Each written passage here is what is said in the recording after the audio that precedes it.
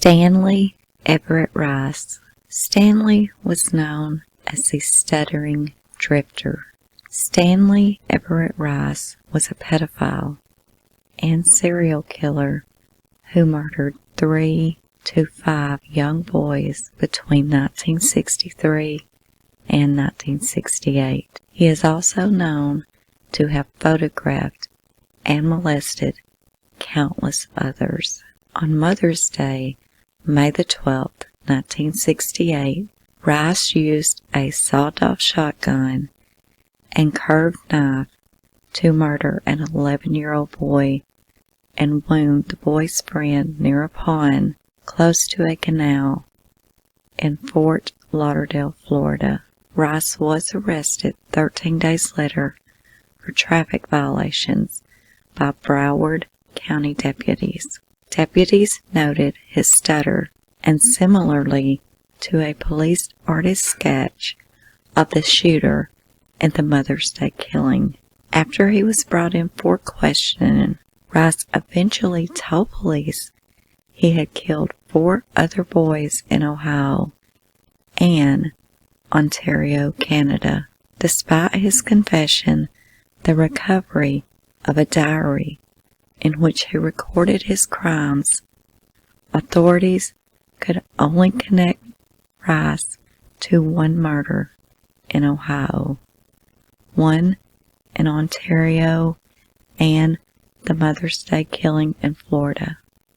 The other 2 victims have gone unconfirmed.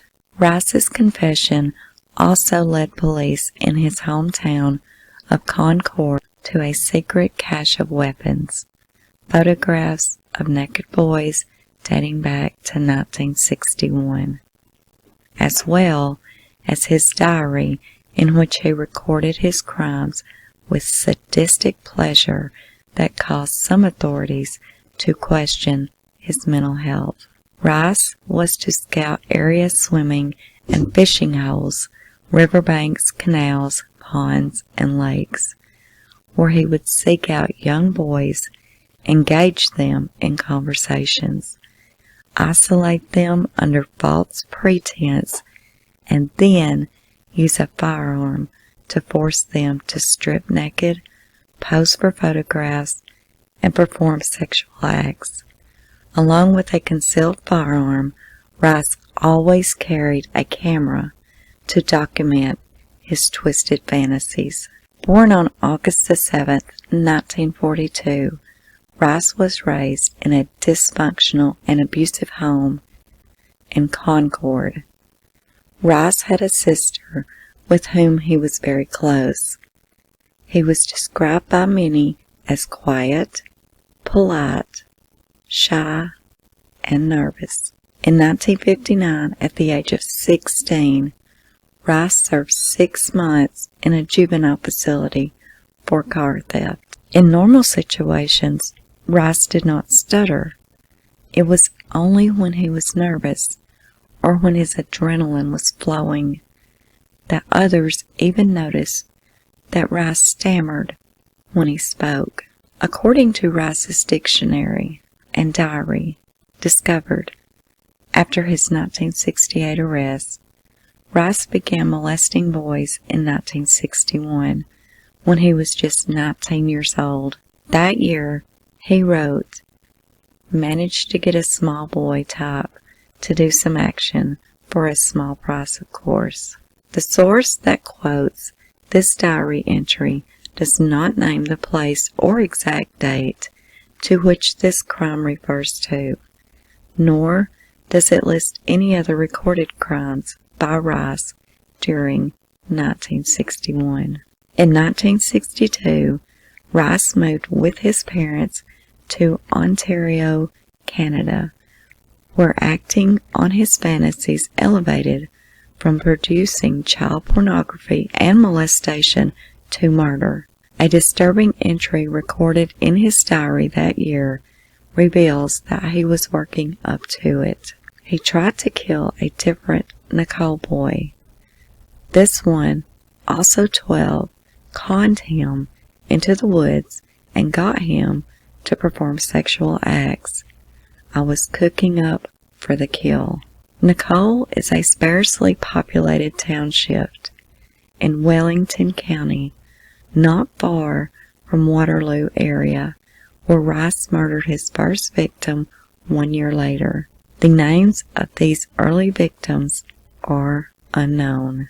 On the afternoon of July the 12th, 1963, Rice found 9-year-old Keith Henry fishing along the bank of the Grand River near Ontario.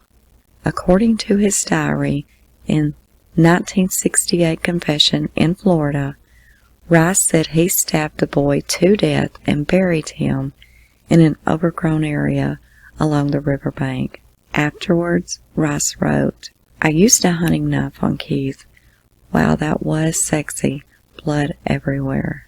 Keith Henry was reported missing when he did not return home that evening. Following Rice's confession in 1968, authorities from Waterloo searched the area with bulldozers, but were unable to locate Henry's body. His remains are still missing.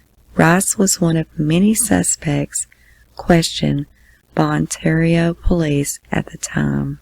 In 1998, Rice was interviewed by Anthony Reinhardt, a reporter for the Waterloo Region Record in Ontario, Canada, for a 4-part series that was to coincide with Henry's disappearance. It has been the largest missing child case in the history of Waterloo, and to anyone's knowledge, the only local murder involving a serial killer.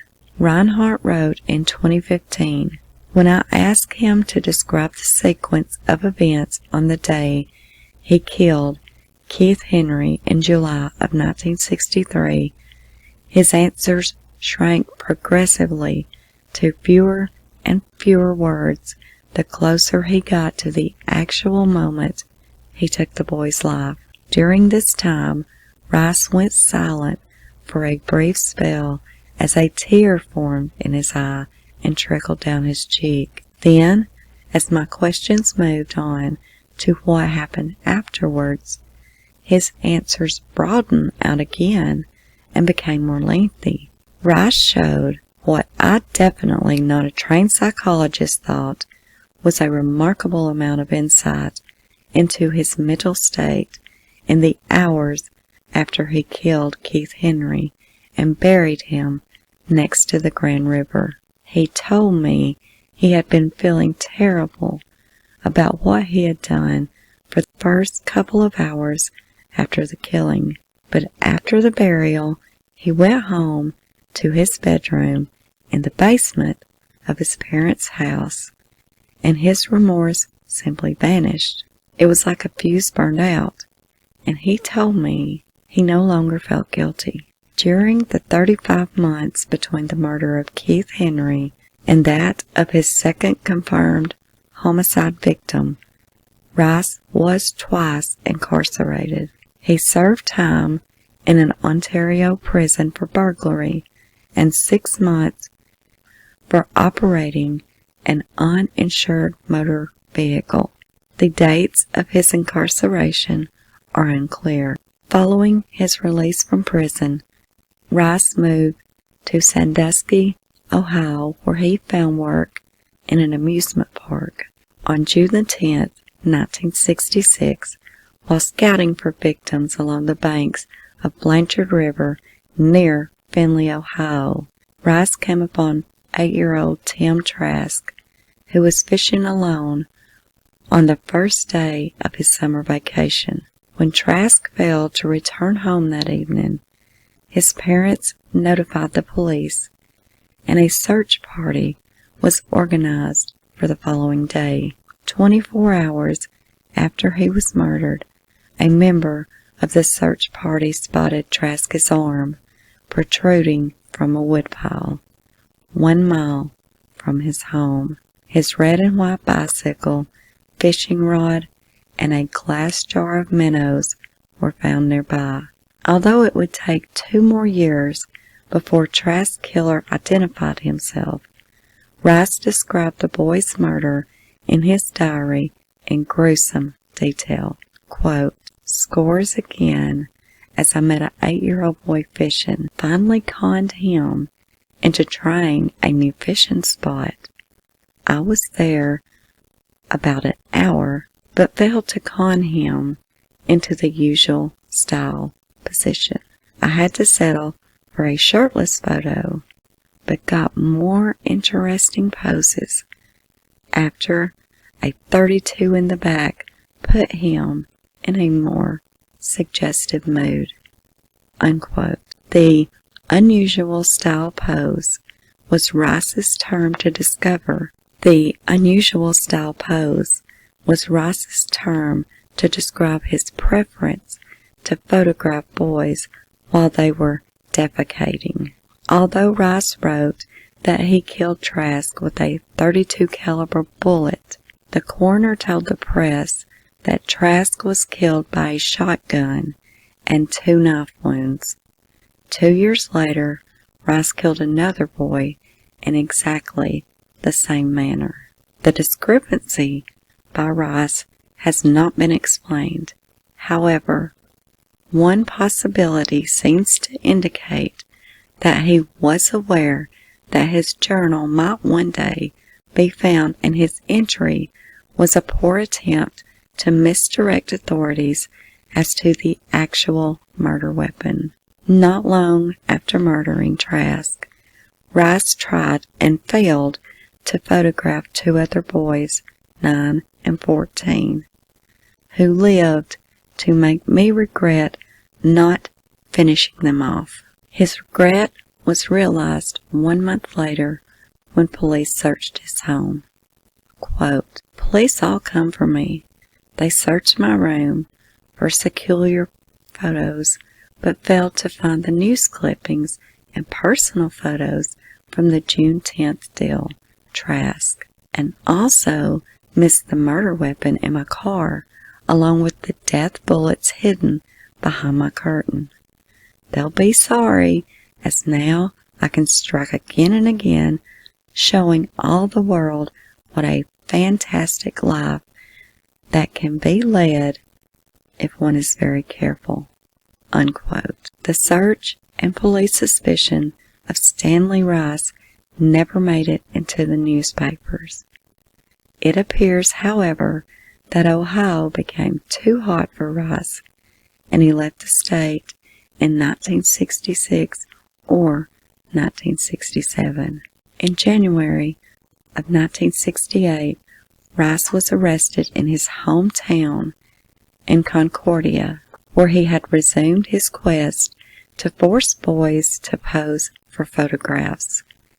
These boys reported him to the police and told how they had been lured by Rice to another location, forced to strip at gunpoint, photographed, and in some instances, photographed while defecating. Authorities there were so disturbed by these multiple allegations that it was decided that before any criminal legal proceedings could begin, Rice should be committed to the Metropolitan State Mental Hospital in Waltham, quote, for 35 days of mental observation on moral charges, unquote. Rice escaped from that institution on February the 16th and made his way to Hollywood, Florida, where he was befriended by Leslie Dean, a father of 8 and the owner of an automobile salvage yard.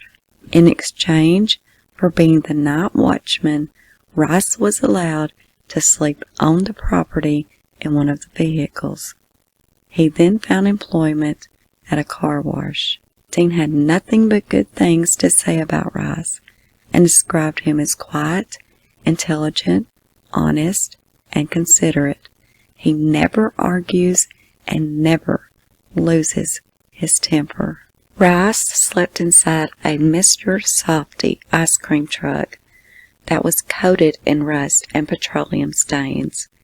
He lived on milk and peanut butter sandwiches On Sunday, May the 12th, Mother's Day of 1968, Rice worked at the car wash until it closed at 1 p.m. At 3:30 that afternoon, he made his way to a pond close to the Dania Cutoff Canal in Broward County, which is halfway between Fort Lauderdale and Hollywood. Rice knew the pond was popular with the local boys, and on that day, he found 11-year-old Lowell Nelson Williams and Kevin Polite, 10, fishing. The details of exactly what happened are unclear, but Rice engaged the boys in friendly small talk and then attempted to lure them to another location. The boys refused, and one or both of them may have made a remark that infuriated Rice. Rice got angry, pulled a sawed-off shotgun out of one of his knee-high rubber boots, and shot Williams in the chest. He then turned and fired his remaining shell at Polite. Wounded, but not dead, Rice went over Williams and stabbed him 3 times with a curved knife. At that exact moment, 2 teenage boys walking along a path near the canal stumbled upon the wounded Kevin, and Rice standing over him, still holding the bloody knife. When Polite saw them, he pointed at his attacker and mumbled, "He did it. He did it." "I didn't do it," Rice stuttered back. "He doesn't know what he's talking about. Let's make a deal. I'm from out of town. We don't need cops." Instead of answering him, the 2 teenage boys walked over to the body of Nelson Williams. Seeing they weren't interested in anything he had to say, Rice put the sawed-off shotgun back in his boot and simply walked away. He returned to the salvage yard, where he talked a lot about the murder to Leslie Dean's teenage sons. Quote, "I don't see why anyone would want to do that, just kill a little boy and walk away. Maybe they were teasing him," Rice was quoted as saying. Being teased, according to the Deans, was Rice's weak spot. He did not like it. He'd get the funniest, weirdest look on his face. He was captured on May the 25th, after he was pulled over for speeding by a Broward County deputy. Another officer who assisted the deputy noticed Rice's stutter and remembered a sketch and a description on the Mother's Day killer. After Rice was arrested, they found the sawed-off shotgun and a camera in his car. Rice's photograph was one of 30 shown to Keith Henry, who confirmed his identity. Other witnesses shown the same photograph also confirmed Rice was the one seen at the pond. Later that day, Rice confessed to shooting the boys and said he had killed 4 people in Ohio and Ontario, including Keith Henry and Tim Trask. Rice also told them about a cache of photos, guns, and other weapons inside an old barn near Concord. There, police found the pornographic photographs described as a large amount of photos of young boys in numerous unclothed positions who were apparently enticed into posing with various weapons aimed at their bodies. Rice was charged with murder in all 3 jurisdictions, with Florida taking the first shot at him. A few days after his trial began, Rice and his public defender lost a motion to have him declared mentally incompetent. Their motion was backed by 2 reports from defense psychiatrists that Rice suffered from schizophrenia and that his condition would only continue to deteriorate. Motion denied. He was sane enough, the judge said. With their only chance gone, Rice pled guilty to first-degree murder on Monday, November the 18th, the day his trial was to start. On Friday, the judge sentenced him to life in prison with the recommendation that he never be paroled. He was never tried with murdering Trask or Henry. On May the 28th, 1968, the third day after Rice was arrested, Fort Lauderdale News writer reported that Broward County deputies said Rice spoke of murdering 4 people in Ohio and Ontario. The suspect also claimed he killed 4 times before he was arrested here, leaving victims in Ohio and Canada. Deputies have not been able to confirm these stories. Acting sergeants said Rice was almost boastful of the murders he claimed to have committed. 3 bodies of the victims were recovered, 1 was not, Rice told Bonneville. The unrecovered victim Rice is speaking of, presumably, is Keith Henry, who was killed in 1963. Out of the 3 bodies that were recovered, the only other victim attributed to Rice was Tim Trask, killed on June the 10th, 1966. This leaves 2 victims apparently recovered that have not been directly attributed to Rice.